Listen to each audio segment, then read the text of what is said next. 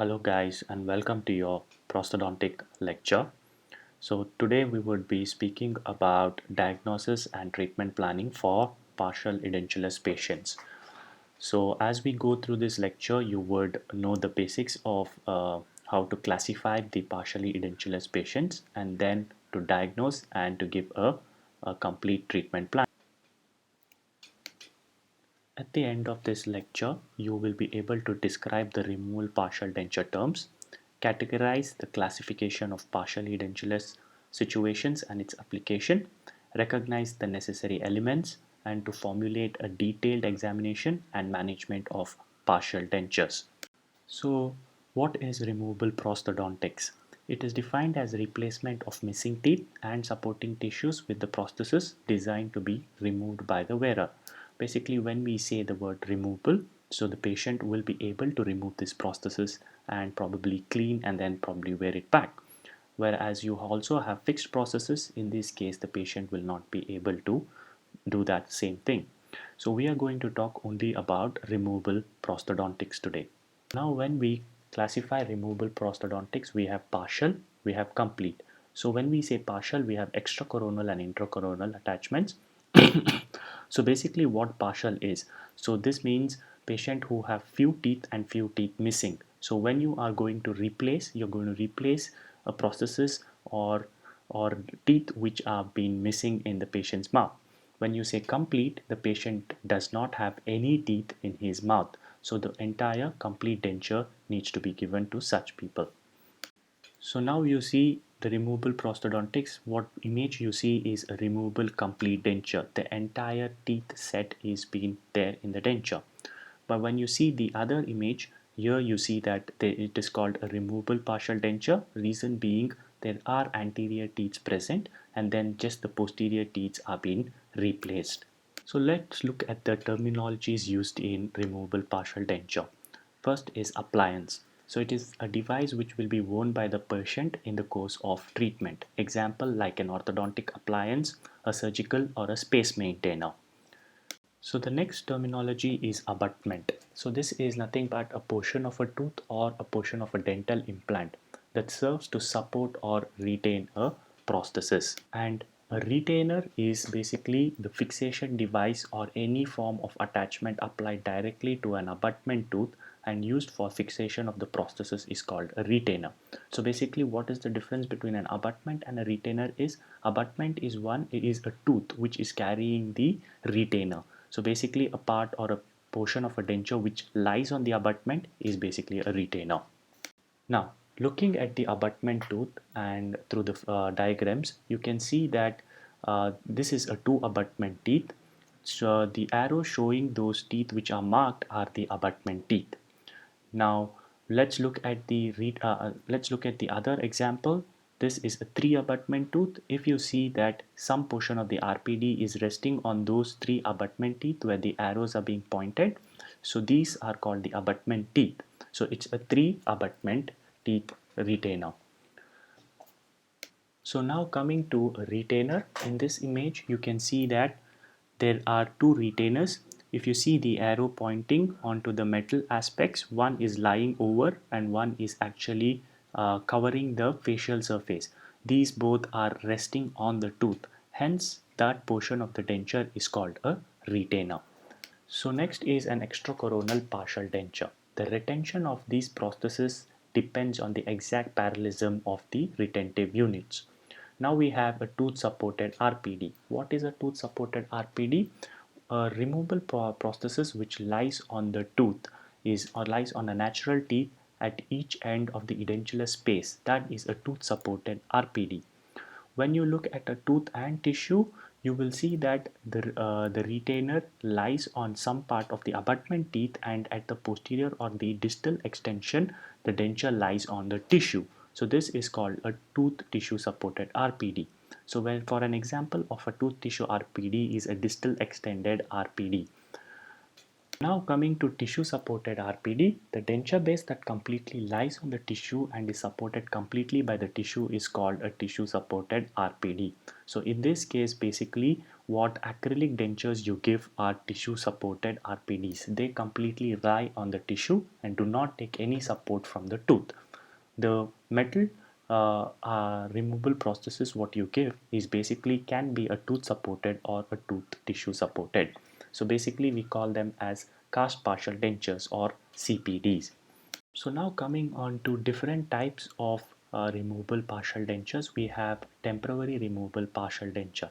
In this case where there is a tissue change expected. So if there is an inflamed tissue but the patient demands for a replacement because of aesthetic or because of a mastication purpose, you give a removable prosthesis, but this is going to be just for a temporary reason because the tissues are inflamed. So in that case you give a temporary removable partial denture and wait until these tissues are healed, and then you can give a permanent denture or a permanent removable partial denture. Now coming to interim dentures. Interim dentures are like a temporary partial denture, but this is basically only for aesthetic or mastication convenience until a more definitive form of treatment can be rendered. So now what is the difference between interim and temporary? Temporary is like an interim denture. Only thing is in a temporary you will only give these partial dentures when there is a tissue abuse or there is an inflammation in the tissue, but an interim denture is usually given only for aesthetics, mastication, convenience. And then you have the transitional denture.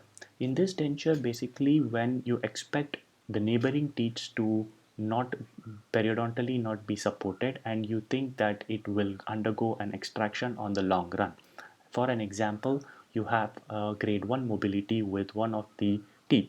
So what you do is you give a denture to those edentulous spaces and you wait until the grade 1 mobility of the tooth gets better, then well and good. If it doesn't get better, then undergoes an extraction, and then you include this extracted tooth into the denture.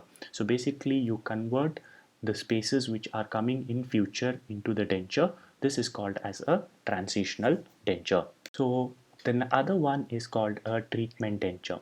A treatment denture is where some material is carried onto the denture.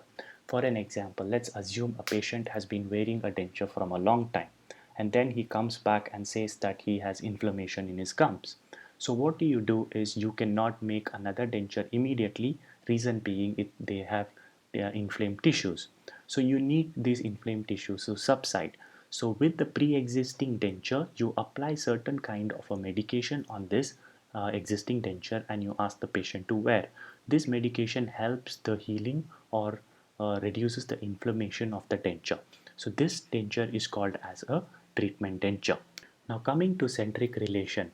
What is centric relation? It is the most posterior relation of the mandible to the maxilla at the established vertical dimension from which lateral movements can be made. So this is called as a centric relation. So next is intercoronal partial denture. Any prefabricated attachment for support and retention of a removable dental prosthesis. The male and the female components are positioned within the normal contour of the abutment tooth. So you have a male and a female component. So the male component is attached into the tooth whereas the female component is on the denture. So when you put this denture, the female components latches onto the male component, giving more retention and stability and support for the denture. So such dentures are called intercoronal partial denture. Let's talk about indications for RPD. Where do you think you need to give a removable prosthodontics? First is length of the edentulous span that contraindicates for the use of FPD. So what is the length of an edentulous span? So let's say there is one missing teeth in between two teeth. In that cases you can give an FPD if the patient is willing for. Yes, you can also give an RPD if the patient does not want. But on a long edentulous, let's say there are 5 to 6 teeth missing, in that cases FPD cannot be given. The reason being, FPD meaning fixed prosthesis cannot be given. The reason being the load borne by the fixed prosthesis will not be sufficient and can break very easily. Hence, in such cases we give a removable prosthetic denture.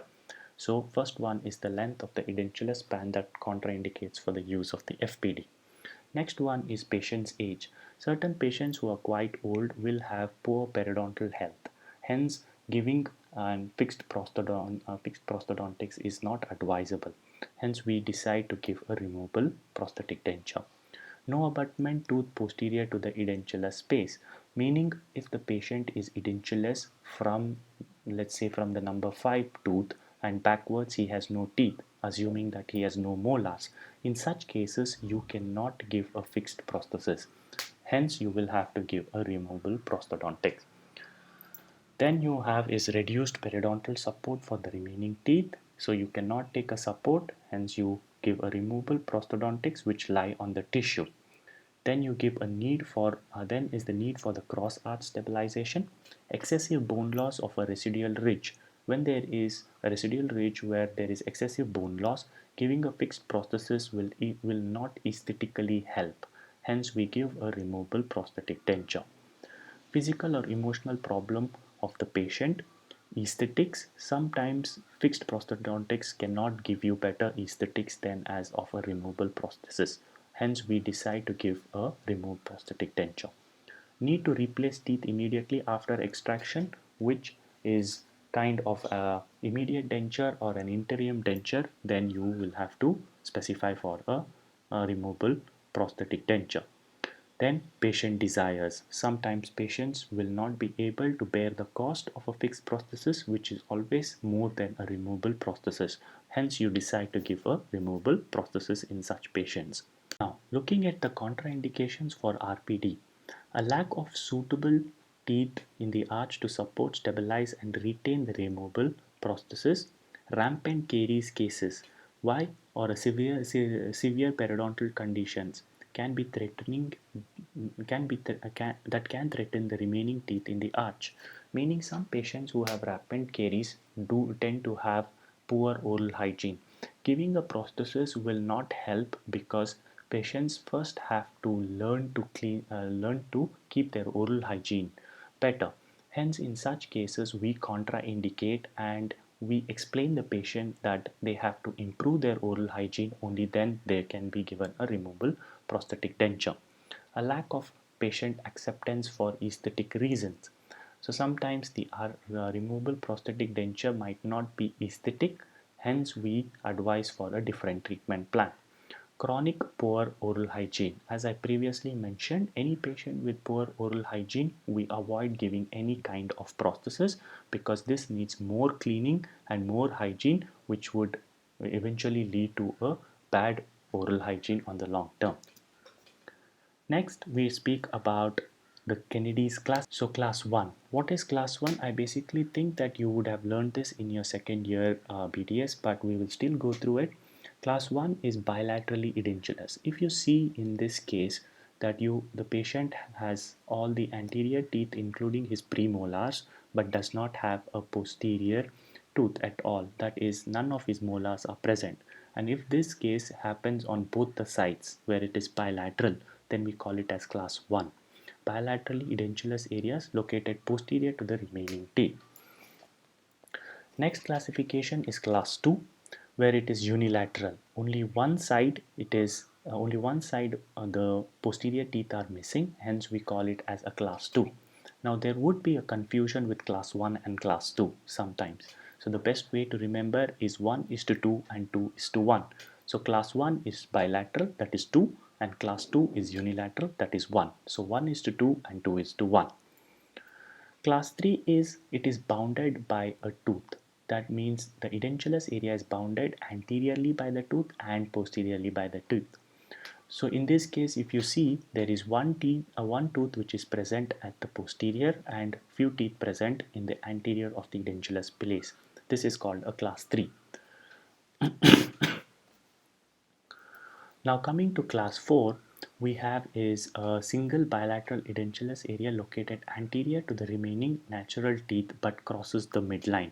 Now if you differentiate between class 3 and class 4, the thing is the edentulous space is bounded anteriorly and posteriorly by the tooth, but in a class 4 it crosses the midline. hence then it is called as a class 4.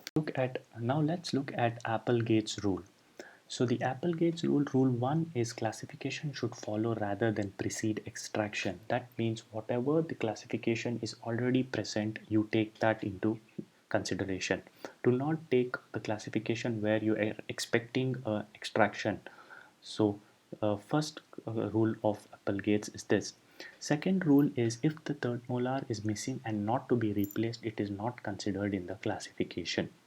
Third rule is if the third molar is present and you are using it as an abutment tooth, then you consider it in the classification.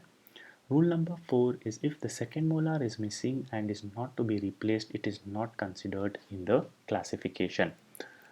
Rule number 5, the most posterior edentulous area always determines the classification. So in some cases you might have two edentulous spaces, one at the anterior and one at the posterior.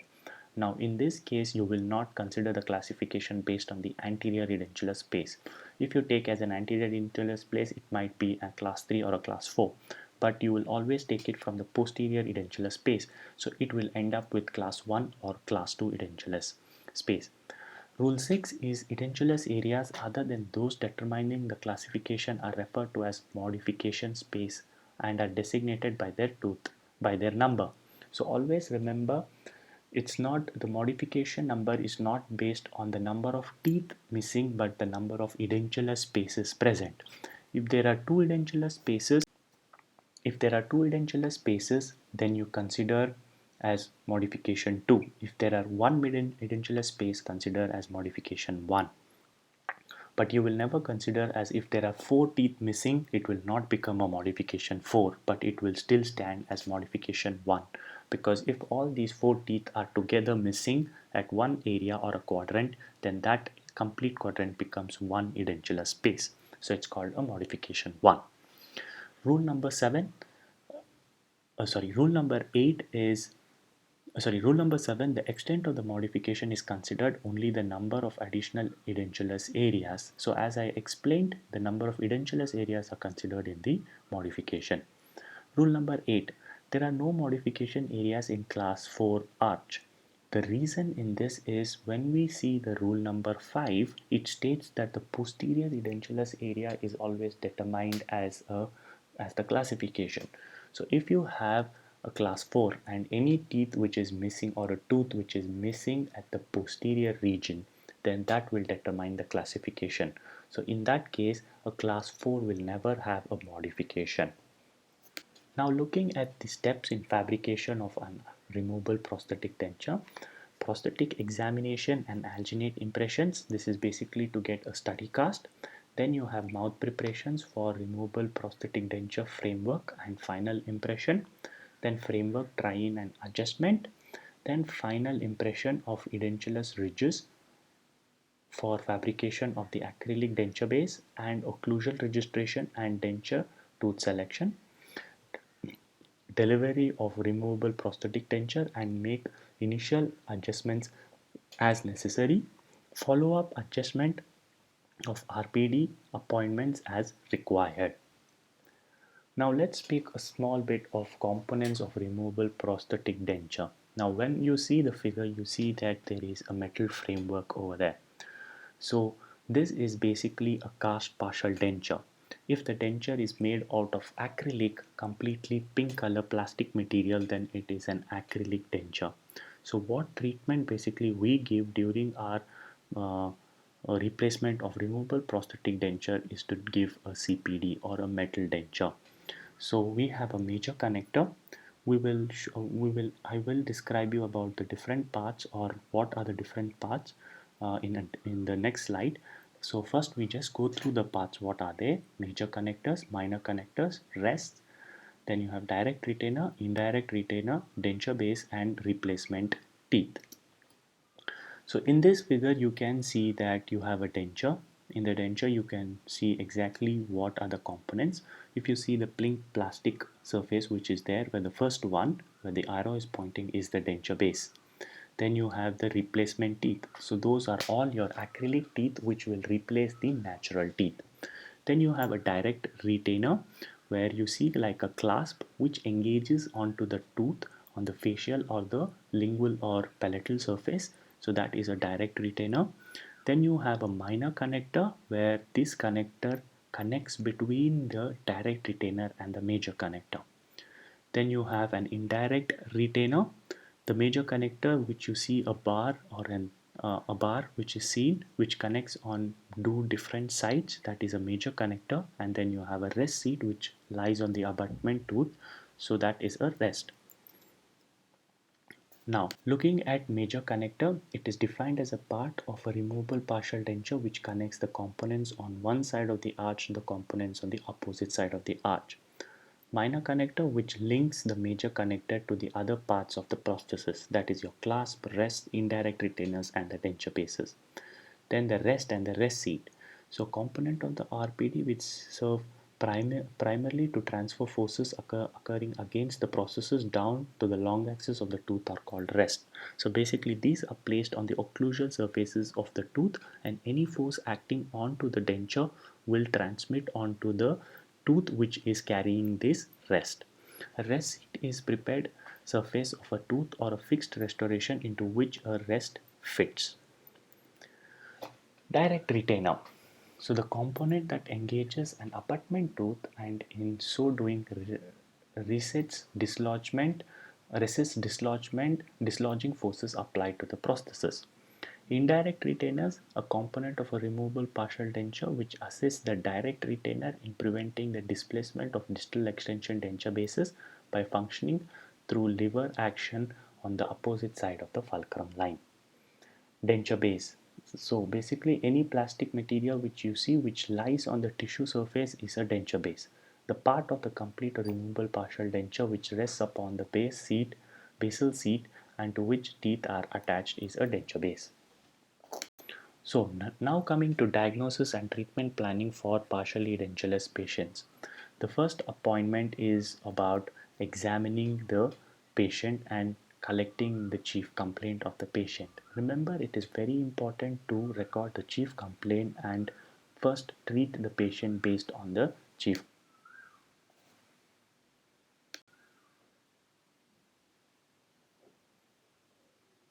Next is the house psychological classification of patients. One is philosophical, second is exacting, indifferent, and hysterical. You will understand in future lectures about what exactly are these, so we will just leave this for the four different types at this moment. Next, coming to sequence of events. So after you have collected the chief complaint, first thing you do is take a medical history review. Medical history plays an important role in determining the treatment plan and also giving a partial denture. Certain medical problems can alter your treatment plan. Hence, you will have to make sure that you take a thorough medical history. Then is a subjective history, then diagnostic considerations, then analysis of data collected, clinical diagnosis, and finally is the treatment plan. So as I said previously, most of the patients whom we treat are geriatric patients. Geriatric patient meaning old age patients. And these patients will definitely have a compromised health or a medical problem. Hence, a medical history review is a must when you are doing diagnosis or when you have taken up a patient for removable prosthetic denture. First, you need to know about medications, hospitalizations, and treatment. Medications help you determine what disease is he facing. Sometimes patients do not know what disease they have or do not know what type of drugs are they taking. So it is your duty to collect the information. If they do not have, make sure you ask them or ask them for a prescription slip what has been given to them. Hence, you can identify what problem they are undergoing through. Now let's look at cardiovascular disease. So you require medical consultation for acute or recent MI, angina pectoris, congenital heart failure, arrhythmia and hypertension. Take blood pressure as soon as you see patient. So when a patient comes with a medical history of a cardiovascular disease, you will always want a referral letter from the doctor who is treating him to continue or to do any kind of treatment. The reason being is any kind of issues which can arise would fall onto your legal terms. Hence, it's good that you take a referral letter from a physician or the doctor. And one more thing is, when a patient has undergone a heart surgery within the last 6 months or undergone any kind of cardiac arrest in the last 6 months, avoid treating the patient. Postpone the treatment after 6 months, and then you can consider doing the treatment for that patient. Now let's look at diabetes. Diabetes is one of the most common diseases which is seen in the world. So patients who have diabetes very have decreased resistance to infection. So, and also patients often display reduced salivary output. So remember, any kind of infection may aggravate in his aggravate the disease. So make sure the patient is under control on diabetes. If not, then it is better to send back the patient to meet a physician and get his diabetes under control. Saliva acts a very important role when you give partial dentures. Saliva acts as a sticky nature which helps in sticking the denture onto the tissues.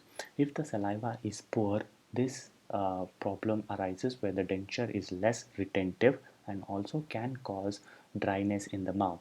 So hence, if there is a reduced salivary output, it's better you refer back to the physician. Now coming to arthritis, if it is in TMJ, may produce changes in occlusion. Any kind of arthritis in the TMJ can cause clicking and also not give you a proper centric relation. Hence it's always better to ask the patient to get treated first before a prosthesis is given. In Parkinson's disease, oral hygiene and handling of dentures will be impaired. The reason being, the patient cannot hold the dentures or wear the dentures as conveniently as the other patients can do because he is under constant tremors. So in such patients, deferring the patient or asking the patient to meet a physician is better before you start a disease, so before you start the treatment. Difficult impressions due to excessive quantities of saliva is one problem in Parkinson's, and centric relation is difficult as well in Parkinson's disease. Paget's disease patients may present enlargement of tuberosities, quite rare, but it can happen, and in these patients a little modification in treatment plan is necessary. In epilepsy patients, removable dentures may be contraindicated if they are small and seizures are frequent and severe, because this may lead to choking. Any small dentures in the patient's mouth, in any epileptic attack, these dentures can come out of the mouth and go into the throat, hence causing choking. So it's more advisable to avoid giving a removable prosthesis for epileptic patients. If the patient takes phenytoin is a drug which causes drug enlargement. So if there is it causes gingival enlargement. So if there is any gingival tissue enlargement, your impression is going to be wrong and there is an ill fitting of your denture. Hence, asking the patient to change the drug is much more important. So you can refer back to the physician for requesting for a change in the drug. In pemphigus vulgaris, common symptoms are oral discomfort and dryness. So if this is there, dentures may aggravate the oral discomfort and dryness. So best thing is to avoid, but if insisted to give, then make sure the dentures are smooth, polished borders to reduce soft tissue harm. Greater follow-up is much more anticipated in pemphigus as well, Gary's patients. Treatment for cancer. Most common oral complication is xerostomia and irritations and bacterial and fungal infections. The reason being, patients on cancer have less saliva secretion. One. Second is they are immunocompromised patients, hence there is more of bacterial and fungal infections. Giving any kind of dentures may increase the bacterial or fungal load in the mouth, resulting in infections, and also decreased saliva causes more irritation for the tissues. Next, coming to transmissible diseases, hepatitis, tuberculosis, influenza, and HIV, make sure impressions are disinfected. You can still treat these patients, but care has to be taken that you do not cross infect or you do not get infected by the patient. So disinfecting the impressions before you send it to the lab for pouring is much required in patients who have transmissible diseases. Effects of certain drugs on the treatment, like anticoagulants. Anticoagulants have post-surgical bleeding, so any kind of cut or any kind of bleeding which happens during the treatment can lead to overbleeding. Hence, certain precautions has to be taken before you do treatments for such patients. Antihypertensive agents, orthostatic hypotension and xerostomia is common because of these drugs. And endocrine therapy, patients who are under this therapy taking drugs also causes xerostomia. So now coming to subjective history after the medical history. Expectations of treatment is much required. Get the chief complaint and then ask the patient what is he expecting. Sometimes patient expects miracles to happen which will not be possible. For an example, a patient with a resorbed ridge expects the denture to be really retentive or tight fitting, which is not possible. The reason being resorbed ridge do not give much retention. So in that aspect, you might have to explain the patient that this might not be possible, but you will do your best to give a better denture. Next is the dental history. How did he or she lose her teeth? Caries and perio. Perio-related diseases are important. Caries is basically to know how the oral hygiene is. Periodontal diseases are also to know how oral hygiene is. And gathering this information can help you explain the patient the importance of oral hygiene. Gather information about existing dentures. This will give you how the patient has maintained his dentures, his compliance towards prosthesis. This helps you to explain and reassure the patient to keep his dentures clean. Having bad dentures or not cleaning the dentures can lead to fungal and bacterial infections in the patient mouth. Then old x-rays. Sometimes you might need x-rays to know if there are any underlying tooth or root stumps which needs to be extracted, and also to know the bone quality of the patient. Habits. Bruxism and clenching, tongue thrusting. Tongue thrusting will lead to unstable and unretentive dentures, whereas bruxism and clenching will lead to faster um, attrition of the artificial teeth. So sometimes you might have to avoid giving dentures to such patients. Diet. Frequent usage of mint, soft drink, sugar containing products will also lead to increase in caries, and soft drinks may lead to erosion of the denture or staining of the denture. So as we went through all this, remember one thing, that removable partial denture is an additional load. It is a load over already a weakened foundation. So if you have a weakened foundation, it is better to rectify that before you give a removable partial denture or a new partial denture. So first habit is to reassure and explain the patient to have his oral hygiene better. Only then you can think about giving a removable partial denture. Initial examination. So initial examinations, you have to evaluate on certain things. One is oral hygiene, as we always spoke about. Then is caries. How much of caries patient has, or how many tooth are caries tooth. Then potential abutments. When you look at certain abutment tooth which are going to carry the load of the removable processes, you got to think whether they are good enough to carry the load. That is, no periodontal problems or no periapical pathologies. Next is the occlusion. Look at the occlusion of the patient. If there is not enough space for you to give a prosthesis, avoid giving a prosthesis. Remember, giving prosthesis should actually come back to the normal function as his natural teeth were. If you give a prosthesis which is not going to help in any of his functions or aesthetics, then the prosthesis is of no use. Possible extractions. So if you see any teeth which is periodontally compromised and think that in future might go under extractions, then you might have to, you know, not give a metal denture but give a treatment denture or an interim denture. Tooth mobility. If a tooth has any kind of mobility, it cannot be used as an abutment tooth or cannot have any retainers placed on it.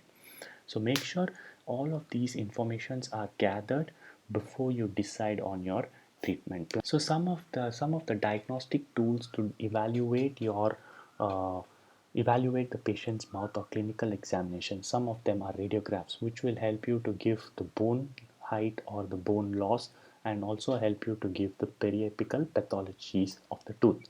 Pulp testing to know whether the tooth is vital or not. If non-vital, you might have to prescribe for a root canal treatment and then think about giving an abutment. Diagnostic impressions and casts. This helps you in determining the occlusion and the space, interarch space, which is required for placement of prosthesis. When you look at radiographic evaluations, you will come across any abnormalities or pathologies which are there, like cysts or tumors in the patient mouth. So rectifying that first is important than giving a prosthesis. Next is crown root ratio. Then the bone levels. If the patient has good bone level, then you might have to give a prosthesis. If not, then the dentures are going to be unstable. Pulp considerations, tooth alignment and root proximities. We look at periodontal considerations. So this is basically about the gums, the gingiva and the density of the bone. So there are a few points like bone density, crown root ratio, probing depths, any pockets in the patient's tooth where the abutment is going to be placed is also necessary to find out. Attached gingiva, furcation involvement, any kind of patient who has furcation involvement, you might have to avoid giving abutment onto such tooth, and also the oral hygiene. Tooth mobility also plays an important role. Trauma from occlusion, inflammation of periodontium, and loss of bone support. Tissue attachments like low, high, and multiple, oral mucosa, palatal vault or shape, if there is any kind of tori where you might have to give a space for the tori, hard tissue abnormalities, soft tissue abnormalities, ridge height, space for mandibular major connector is all a necessary feature to be included before you give a prosthesis. Next is to evaluate the mounted diagnostic cast. So if you see in this case on the first image, when you evaluate the occlusion on the posterior teeth, you see that the last teeth where you see that it is very close to the gum line, or it is very close to the lower ridge. So in this case, placing a prosthesis is not possible in that. So these kind of evaluations can be done before you actually give a prosthesis for the patient. Evaluation of mounted diagnostic casts. As you see, there is slight tilting. So in the lower figure, you see there is slight tilting or malposed teeth. In such cases, you can ask for or ask the orthodontist to actually tip back the tooth into its normal occlusion, or can be changed, or the occlusion can be changed by doing a root canal and giving a crown, and then a prosthesis can be formulated or fabricated. Finally is the diagnostic wax up. So once you have taken the diagnostic cast, you can do a diagnostic wax up to know how the prosthesis will actually come out. If you see on the first image on the top one, you have the mounted cast, and then you have done a prosthesis evaluation by placing the number of teeth at the lower image. This helps you to determine how many teeth can be replaced and where all the teeth needs to be replaced. Successful prosthodontic care depends upon the correct diagnosis. Very important to know what the diagnosis is, selecting the best treatment plan, and then properly executing the plan. So, a pre plan is much more important than a treatment plan. How do I develop a treatment plan? This is basically a very simple one. As you all have been studying in your dentistry, you will have phases of treatment where you have phase 1, 2, 3. So in phase 1 is evaluation, giving an immediate denture to know how the patient adapts to the denture and how well the denture can sit in the patient's mouth. Then you have diagnostic mounting wax up, partial design, referral to other specialties if you find any caries or any ortho related issues, then patient education. In this is very important that you correctly go through the phase 1, because this helps you give a better prosthesis on the longer term. Phase 2 is removal of caries, extraction, periodontal intervention, occlusion equilibration, placement of temporary restorations. And then you have the developing or the sequence treatment plan where you have phase 3 and phase 4, where you do pre-prosthetic surgeries if any required for the patient, then root canal therapies, definitive restorations, and RPD mouth preparations. Then you have the phase 4 where you have delivery of the RPD, instruction, and phase 5 is periodic recall and reinforcement of education, basically making the patient understand how the dentures are maintained and how his teeth and oral hygiene has to be maintained. So that's everything for your lecture. Have a nice day, stay safe and stay home.